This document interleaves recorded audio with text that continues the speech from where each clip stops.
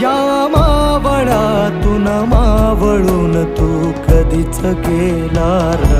माझ्या राजा र माझ्या शिव